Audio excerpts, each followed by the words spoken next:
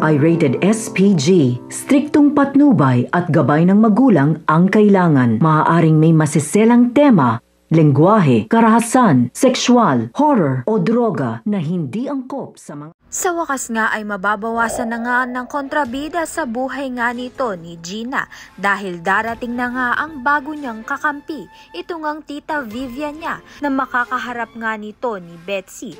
Mawawalan nga ng angas itong si Betsy dahil nga sasampalin nga siya ng katarayan nito ni Vivian. Sa kabilang banda naman nga labis pa rin nga ang paghihinagpis nito ni Gerald simula nga nang mawala ang kanyang ama at kapag nakikita pa nga raw niya itong si Gina ay naaalala pa rin nga niya ang hindi pagbigay ni Gina ng pera upang pantubos sa kanyang ama na si June.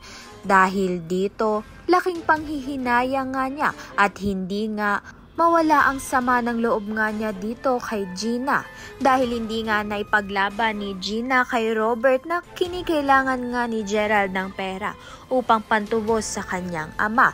Subalit, dumalaw rin naman nga itong si Robert sa lamay nga ni June upang ang magbigay respeto. Kaya naman nga't yan at iba pa ang dapat nating pakaabangan. Maraming salamat sa iyong panonood.